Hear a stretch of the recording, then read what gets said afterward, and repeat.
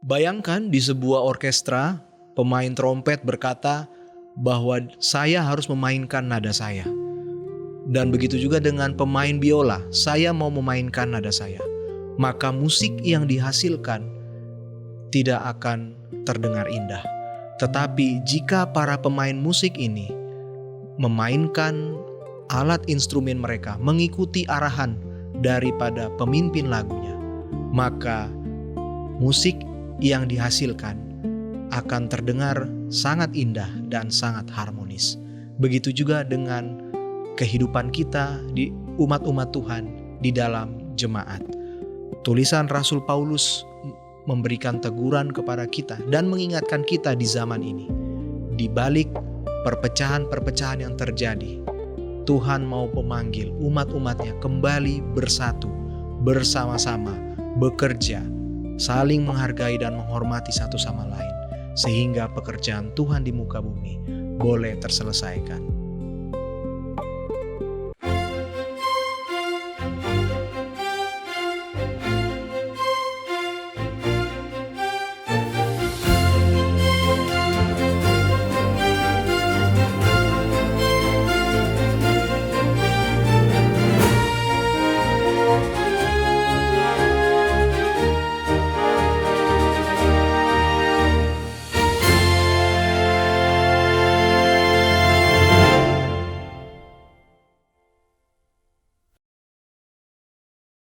Shalom, kami ucapkan kepada semua pemirsa AWR Borneo, dimanapun Anda berada pada saat ini yang sedang menyaksikan program diskusi Sekolah Sabat bersama dengan AWR Borneo.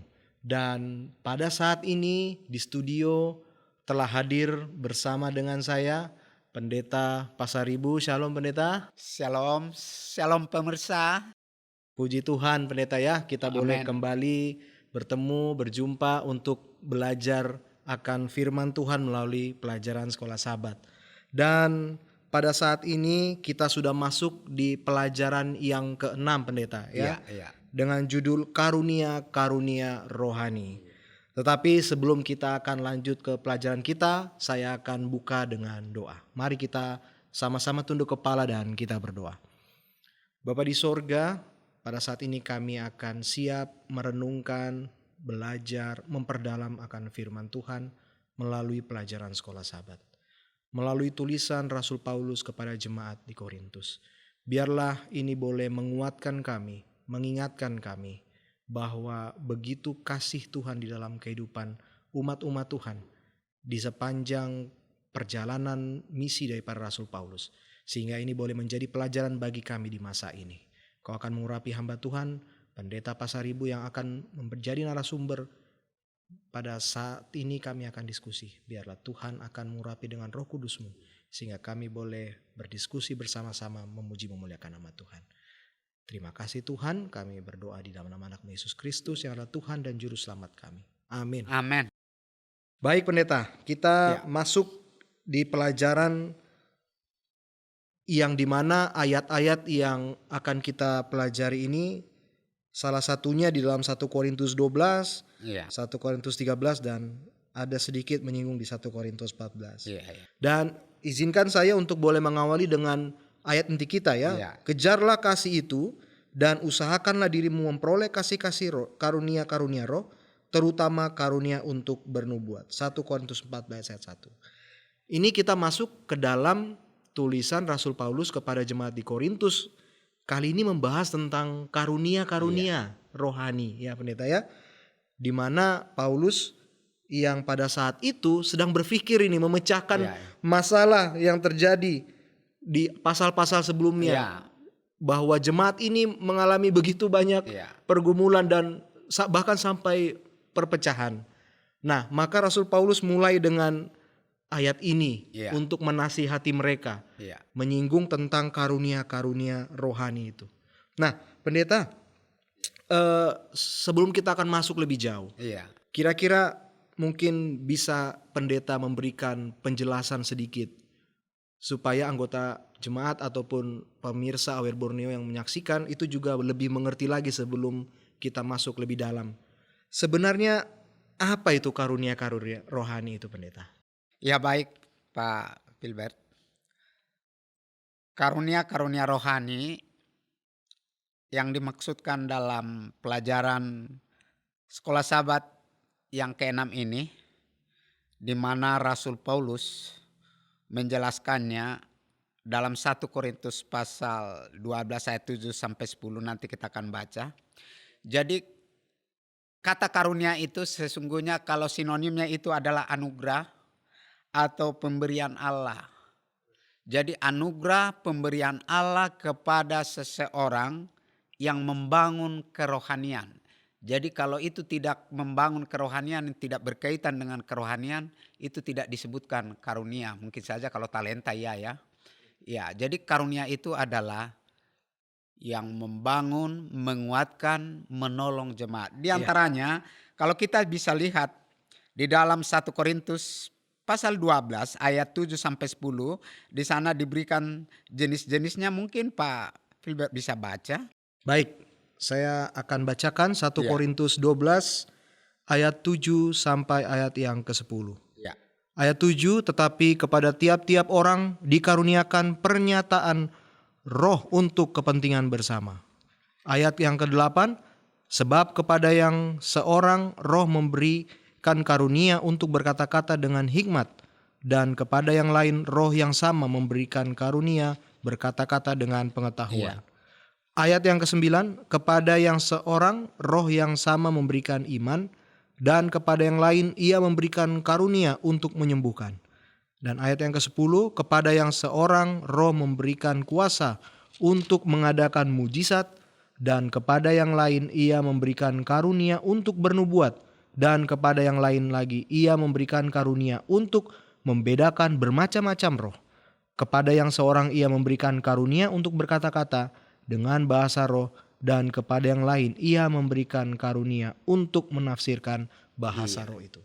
Terima kasih Ya. Pak Filbert. Jadi ayat ini menjelaskan bahwa Allah memberikan karunia kepada seseorang, disebut di sini saya catat, berkata-kata dengan hikmat, ada karunia iman, ada karunia untuk menyembuhkan, ada karunia untuk membuat mukjizat, ada karunia untuk bernubuat, ada karunia untuk berkata-kata dalam bahasa roh, dan ada karunia-karunia yang lainnya yang dijelaskan.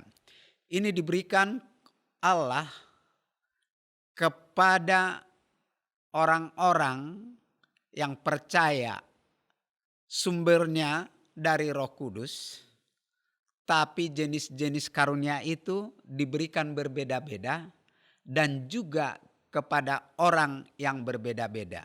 Itu sebabnya fokusnya karena dari satu sumber memiliki tujuan yang sama untuk menjadi berkat bagi umat-umat Tuhan, mempertumbuhkan iman. Itu nanti akan ada kaitannya untuk mengikat hubungan persatuan satu dengan yang lainnya, karena diberikan kepada setiap orang. Jadi memang seperti itu, kalau kita lihat memang Pak Filbert, tidak semua orang yang bisa pintar mengajar. Contohnya ada orang tidak pintar mengajar, tapi di sisi lain ada dia punya ini. Ada orang kalau dia berdoa itu langsung rasanya menyentuh hati orang, langsung Ya. seperti langsung seperti yakin doanya itu Dijawab. dijawab ya gitu. Iya. Ya, jadi ada orang juga yang punya karunia menasehati, kalau orang lain bicara seperti tidak masuk di akal, tapi pada saat si A memberi nasihat dia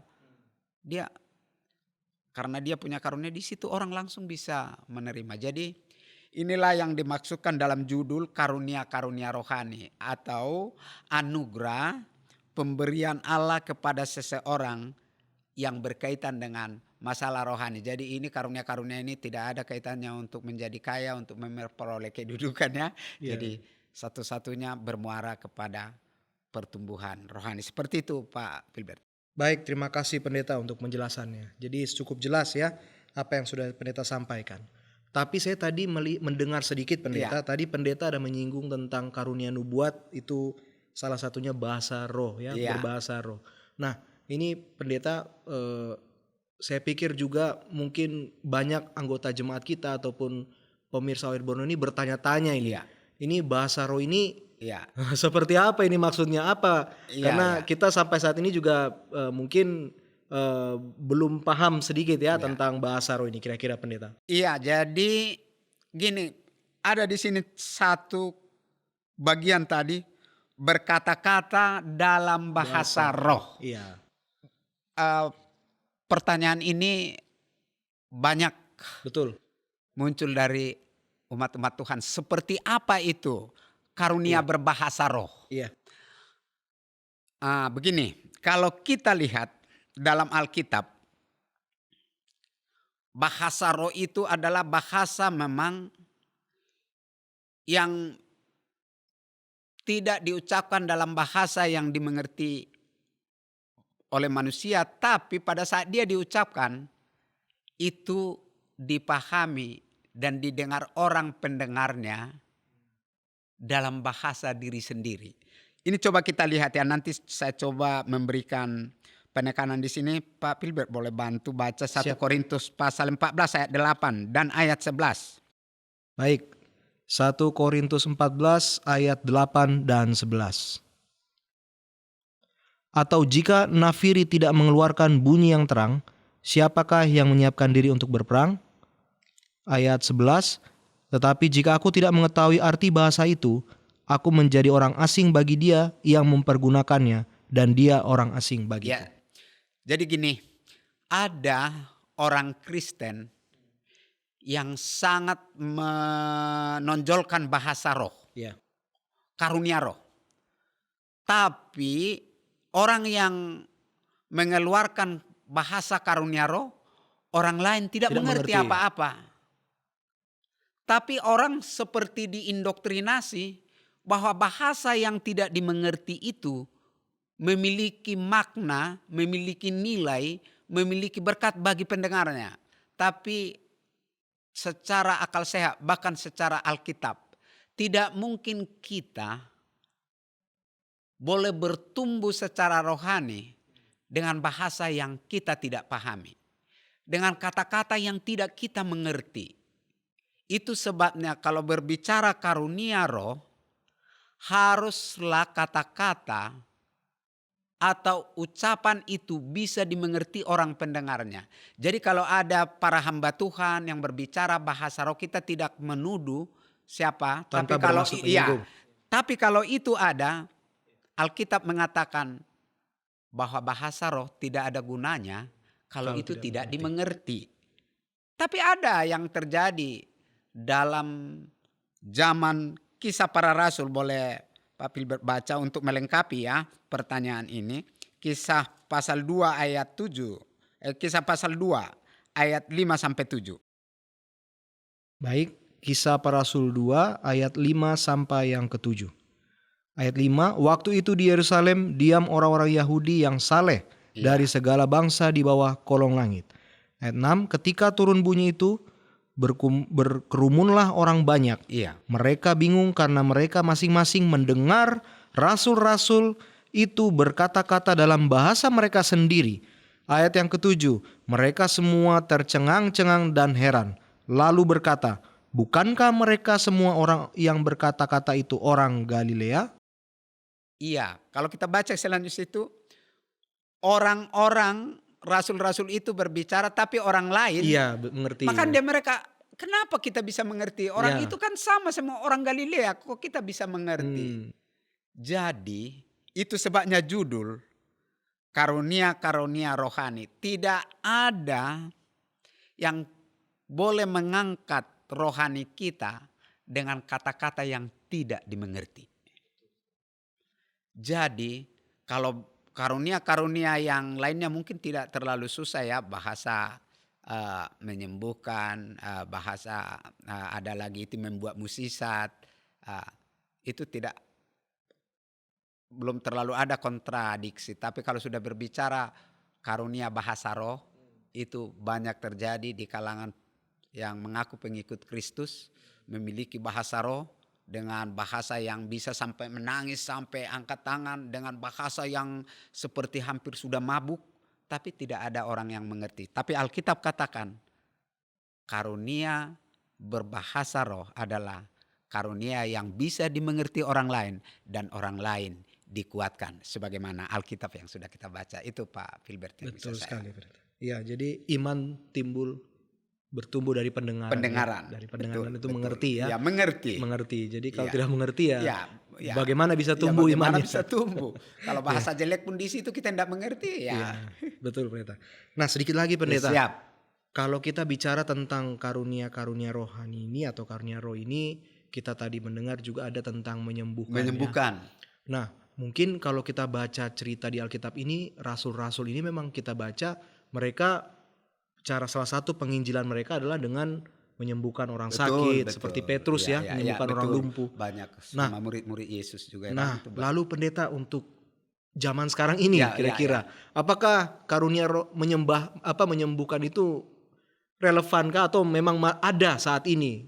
Karena saya sampai sekarang pun kadang-kadang menurut saya mungkin seperti dokter atau perawat, nah itu mungkin karunia menyembuhnya gitu ya. Atau seperti apa kira-kira kalau untuk sekarang? Baik, kalau kita kategorikan dokter itu sesungguhnya adalah menyembuhkan bukan melalui karunia tapi melalui profesi sebagai dokter, memberikan resep, ditanya apa keluhanmu gitu kan. Tetapi karunia menyembuhkan itu adalah kalau kita lihat zaman Petrus ya, ada orang yang memang bahkan Yesus buta sejak lahirnya, ya kan? Bahkan juga Paulus pun banyak melakukan itu. Hanya pertanyaan Pak Filbert ini juga menjadi pertanyaan karena sekarang sudah jarang kita lihat para hamba-hamba Tuhan mampu menyatakan dan menunjukkan karunia untuk menyembuhkan yang hampir sama dengan karunia membuat mukjizat ya. Kalau kita lihat dulu mulai zaman perjanjian lama itu bangsa Israel itu selalu diiringi dengan mukjizat. Sampai Yesus perkawinan di Kana mukjizat. Iya. Tapi sesungguhnya Pak Filbert ini sekarang ini pun sebenarnya karunia itu tidak dihilangkan oleh Tuhan, tidak dicabut. Hanya mungkin manusia penyerahan ketergantungannya kepada Tuhan berkurang sehingga karunia itu untuk bisa menyembuhkan itu bisa terjadi. Dan saya pernah alami satu peristiwa. Saya dengan Pak Ucok Panggabean bertemu dengan saudara kita, sepupu kita Muslim. Waktu itu Pak Panggabean bilang gini, bolehkah kami berdoa? Diceritain melalui Nabi Isa begitu. Pendek cerita, dia mau, saya mau sembuh. Kayaknya imannya itu begitu. Pokoknya siapa aja yang mau mendoakan saya, yang penting aku sehat. Saya berdoa dengan Pak Ucok Panggabean di rumah sakit itu. Sebenarnya waktu mau pulang ini. Hari berikutnya kami datang, kami tanya, tidak ada lagi orang itu sembuh. Saya pikir-pikir, saya coba muncul lagi itu ya gitu. Tapi ada catatan Pak Filbert. Kuasa menyembuhkan dan mukjizat tidak selalu datang dari Tuhan. Bisa juga dari kegelapan. Karena kuasa kegelapan mampu membuat mukjizat. Waktu Musa juga di Mesir, apa yang bisa dibuat ahli jampi kan, semua bisa diikuti. Jadi mukjizat itu tidak selalu datangnya dari Tuhan. Dan juga kebenaran iman kita itu tidak harus diukur dengan mukjizat. Jangan kita berpikir kalau tidak ada mukjizat jadi tidak ada kebenaran. Tapi keajaiban, kesembuhan itu masih bisa sampai saat ini. Mungkin ada terjadi, bisa dibaca mission pernah kita dengarkan keajaiban. Kesaksian. Cuma tidak lagi seperti zaman rasul-rasul ya. Seperti banyak sekali. Saya kira itu Pak Filbert. Baik, terima kasih pendeta untuk jawabannya tadi. Sangat jelas sekali. Kita masuk lagi nih pendeta. Kepada pertanyaan selanjutnya. Ini saya pikir juga masuk ke dalam inti dari bisa dibilang inti pelajaran sekolah kita. Jadi apa sebenarnya maksud dan tujuan Tuhan memberikan berbeda-beda ini. Karena ini ada banyak ya. Padahal sebenarnya kitanya harusnya bersatu gitu. Tapi bagaimana cara kita bersatu sedangkan karunia itu berbeda-beda begitu, pendeta. Seakan-akan kok kita susah sekali Tuhan ini mau bekerja Ya. satu sama lain kalau berbeda-beda. Iya. Gimana kira-kira, pendeta? Baik, pertanyaan Pak Filbert itu sangat artinya sangat memiliki aplikasi ya. Kenapa Tuhan harus kasih karunia berbeda-beda gitu ya? Atau ke satu ini ke ini.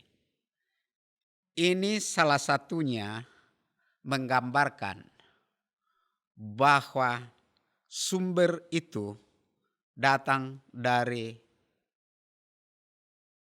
Allah yang satu, tapi diberikan kepada orang-orang yang berbeda-beda dengan maksud tujuan agar kita bisa saling menghargai. Contohnya gini, kalau seyogianya keistimewaan hanya ada pada diri saya, tidak ada sama Pak Filbert, berarti orang akan mensanjung saya. Tapi kalau semua orang memiliki keistimewaan, maka kita tidak akan ada yang menyombongkan diri. Hanya aku. Karena semua kita memiliki kesamaan, memiliki keistimewaan yang dikaruniakan oleh Tuhan. Tapi berbeda-beda sehingga kita saling membutuhkan.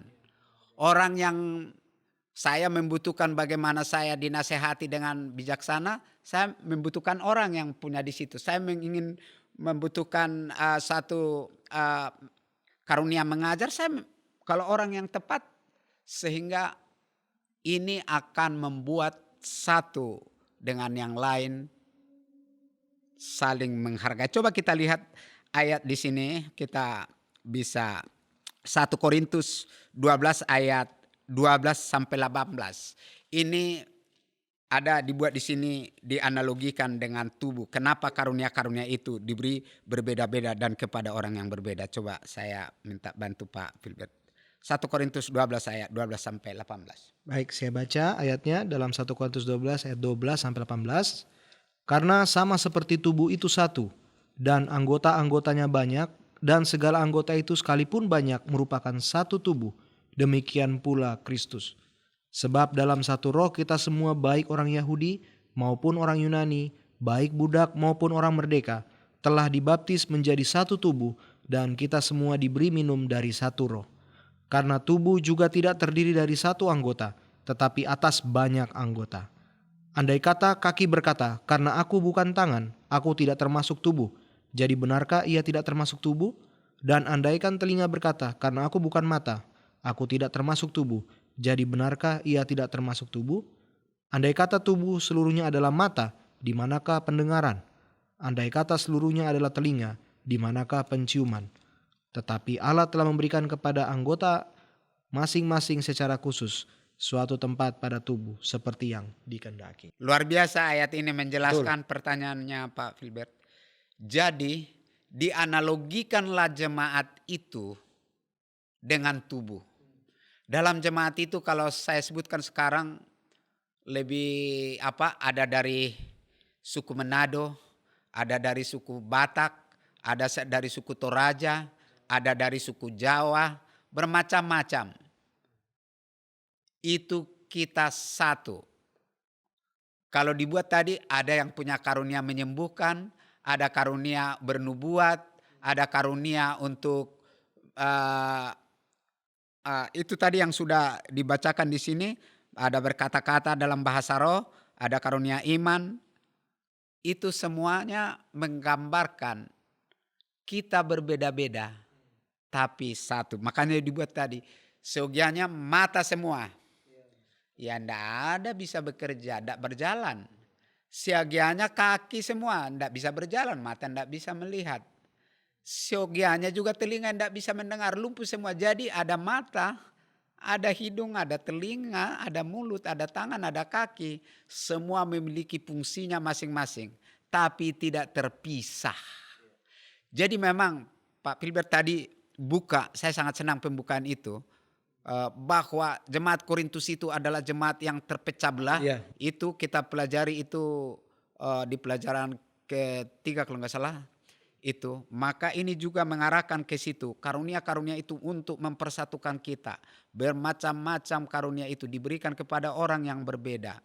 Yang dianalogikan dengan tubuh. Ada mata, ada telinga, ada hidung, ada tangan, ada kaki. Semua memiliki fungsinya masing-masing. Sehingga tidak ada orang yang menyombongkan diri. Tidak ada orang yang menggagah untuk mengatakan saya ini lebih hebat. Dan inilah yang sebenarnya membuat gereja kita itu terpecah-pecah. Jangankan itu. Ya para hamba-hamba Tuhan pun mungkin kami para pendeta ini bisa juga berpikir. Tahu apa kamu? Kamu masih orang muda. Masih pendeta muda. Kadang kita juga berpikir kalau muda sepertinya pengetahuannya muda. Kalau kita sudah senior sudah seperti lebih hebat. Belum tentu juga. Jadi kita harus bisa menghargai satu sama lain. Dan inilah yang kita pelajari di pelajaran yang lalu itu bagaimana ada yang bilang aku dari golongan Paulus, aku dari golongan Apolos, aku dari golongan Kristus. Seharusnya kita sama. Jadi pertanyaan tadi sangat bagus. Kenapa diberi karunia-karunia yang berbeda kepada orang yang berbeda itu tadi pertanyaannya. Agar kita boleh saling menghargai. Karena kita di jemaat itu satu tubuh. Walaupun latar belakang suku, budaya yang berbeda, tapi satu di dalam Kristus. Saya kira itu Pak Filbert. Baik, terima kasih pendeta untuk jawabannya. Jadi sangat jelas sekali ya, Paulus menjelaskan ini tentang maksudnya kenapa Tuhan ingin memberikan karunia berbeda-beda supaya kita bisa bersatu dari perbedaan itu ya. Kalau dalam Indonesia sekarang Bhinneka Tunggal Ika ya, berbeda-beda. Kita bisa menghargai kelebihan orang. Betul, saling menghargai. Nah, saya pikir pelajaran ini sangat menarik sebenarnya, tapi kalau kita melihat waktu kita pendeta kita tidak memiliki banyak waktu. Dengan begitu mungkin saya akan langsung masuk ke dalam pertanyaan yang bisa menjadi kesimpulan untuk pelajaran kita, pelajaran di Sekolah Sahabat, pelajaran yang ke-6 ini. Nah, pendeta tadi bilang tentang berbeda dan menjadi satu. Karena ada satu kata tadi saya dengar tentang kesombongan. Pendeta. Iya. Nah, sebenarnya pendeta, apa kunci ya agar karunia yang berbeda-beda tadi itu yang Tuhan berikan itu bukan menjadi suatu kesombongan buat kita, tetapi bisa menyatukan kita. Kira-kira apa kuncinya pendeta? Terima kasih Pak Filbert. Pertanyaan itu merupakan pertanyaan aplikasi. Sebab secara akal sehat jika ada orang memiliki kelebihan, dia merasa layak jadi sombong. Dia merasa layak lebih harusnya dihargai, ya kan begitu ya. Tapi sesungguhnya kalau kita lihat pertanyaan ini, bagaimana karunia keistimewaan yang diberikan kepada kita tidak membuat kita jadi sombong. Bagaimana setiap pribadi dalam kelebihannya tidak membawa dirinya jadi sombong. Itulah penulis Sekolah Sahabat membuat ayat yang menjadi hafalan atau kalau yang sering kita sebut ayat inti. Coba tadi Pak Filbert kan baca. Kejarlah kasih itu. Jadi yang dikejar itu adalah kasih. Baru kita mengusahakan agar memperoleh karunia. Jadi yang mendasar itu adalah kasih. Sebab kita memiliki karunia yang besar, yang hebat, bisa menyembuhkan orang. Tapi kalau kita tidak memiliki kasih, kalau itu hanya untuk keangkuhan diri, itu untuk membanggakan diri, maka sia-sialah itu di hadapan Tuhan. Boleh saja manusia menyembah kita, menghormati kita, menyanjung kita, tapi sama sekali tidak akan ada gunanya. Lebih bagus kita tidak berharga di mata manusia, tapi kita berharga di mata Tuhan karena kita memiliki kerendahan hati. Dan ini dalam pelajaran ini Rasul Paulus mengutip ayat Pak Filbert menjadi kata ayat yang terakhir mungkin kita baca. 1 Korintus 13 ayat 1 sampai 7 boleh bantu Pak. Baik, saya bacakan 1 Korintus 13 ayat 1 sampai yang ke-7. Ayat yang pertama, sekalipun aku dapat berkata-kata dengan semua bahasa manusia dan bahasa malaikat, tetapi jika aku tidak mempunyai kasih, aku sama dengan gong yang berkumandang dan canang yang gemerincing. Iya. Ayat yang kedua, sekalipun aku mempunyai karunia untuk bernubuat, dan aku mengetahui segala rahasia dan memiliki seluruh pengetahuan, dan sekalipun aku memiliki iman yang sempurna untuk memindahkan gunung, tetapi jika aku tidak mempunyai kasih, aku sama sekali tidak berguna. Ayat yang ketiga, dan sekalipun aku membagi-bagikan segala sesuatu yang ada padaku, bahkan menyerahkan tubuhku untuk dibakar, tetapi jika aku tidak mempunyai kasih, sedikit pun tidak ada faedahnya bagiku. Ayat yang keempat, kasih itu sabar, kasih itu murah hati, ia tidak cemburu, ia tidak memegahkan diri dan tidak sombong. Ayat 5, ia tidak melakukan yang tidak sopan dan tidak mencari keuntungan diri sendiri. Ia tidak memarah dan tidak menyimpan kesalahan orang lain. Ayat yang keenam, ia tidak bersukacita karena ketidakadilan, tetapi karena kebenaran. Ayat yang ketujuh, ia menutupi segala sesuatu, percaya segala sesuatu, mengharapkan segala sesuatu, sabar menanggung segala sesuatu. Dan ayat yang ke-8, kasih tidak berkesudahan, nubuat akan berakhir, bahasa roh akan berhenti, pengetahuan akan lenyap. Luar biasa. Ya. Rasul Paulus melihat ada kecenderungan jika orang memiliki karunia akan membawa dirinya sombong. Betul. Maka dia kunci di pasal 13. Biarpun kau bisa memiliki segala bahasa karunia, bisa menyembuhkan, memindahkan gunung, jika itu tidak didasarkan oleh kasih dari Yesus Kristus, sia-sia. Itu sebabnya mengikat persatuan dianalogikan dengan tubuh yang memiliki jenis-jenis ada di dalam. Agar kita boleh seperti itu. Dan itu bisa terjadi hanya oleh karena kasih. Kenapa? Karena kasih itu tadi disebut tidak menyombongkan diri. Tidak memegahkan diri. Kasih itu bisa mengampuni. Kasih itu memaafkan. Tidak selalu dendam. Tidak selalu menyimpan kesalahan orang lain. Mungkin saja kita sederhananya kasih itu sering bukan karena kita memiliki karunia yang lebih orang tidak menghargai, tapi bisa juga karena kita tidak bisa mengampuni. Tapi berbicara dengan konteks pelajaran ini, karunia-karunia roh itu, Paulus bisa melihat itu kecenderungan, bisa menyombongkan diri. Tapi dia bilang, apapun yang bisa kau lakukan, mujizat, menyembuhkan, bahasa apapun itu, jika kau tidak memiliki kasih, tidak ada gunanya. Maka pelajaran ini walaupun karunia-karunia rohani judulnya, tapi muaranya adalah untuk mempersatukan jemaat di Korintus. Dan juga aplikasinya untuk kita di zaman akhir ini. Agar kita terus bertumbuh di dalam kasih dengan karunia yang Tuhan percayakan bagi kita. Saya kira itu Pak Filbert. Amin, terima kasih Pendeta. Saya pikir itu sudah menjadi kesimpulan ya Pendeta. Dan closing statement pada pelajaran kali ini. Sekali lagi terima kasih Pendeta, ini menjadi pelajaran dan pengetahuan bagi kita, khususnya pemirsa AWR Borneo dimanapun Anda berada ya. Biarlah kita selalu disatukan di dalam kasih walaupun berbeda-beda, tetapi di dalam Kristus Yesus kita adalah satu tubuh. Amin, amin, amin. Amin Pendeta. Untuk itu, untuk menutup pelajaran diskusi sekolah sahabat kita, kami mengundang Pendeta Pasaribu untuk berdoa. Mari kita berdoa. Bapa yang Maha Kasih, kami sudah mendiskusikan pelajaran yang baik tentang karunia-karunia yang diberikan oleh Tuhan untuk membangun rohani kami. Karunia yang berbeda-beda kepada orang yang berbeda-beda. Bukan supaya kami menjadi sombong, menjadi angkuh, tapi kami supaya bisa saling menolong, saling menguatkan, saling memperhatikan satu dengan yang lain. Di tengah-tengah, di mana kami berada di tengah-tengah jemaat. Dan bila mana kami memiliki kelebihan, kami terus menjadi rendah hati. Dan kami boleh diikat oleh kasih Kristus. Sehingga karunia kami bukan untuk meninggikan diri kami, tapi meninggikan Kristus. Perbedaan kasih karunia dan karunia-karunia yang kami dapatkan bukan untuk membuat kami berbeda-beda, tetapi kami satu, ibarat tubuh yang memiliki unsur-unsur di dalamnya. Mampukan kami Tuhan untuk menghidupkan pelajaran ini di dalam kehidupan kami.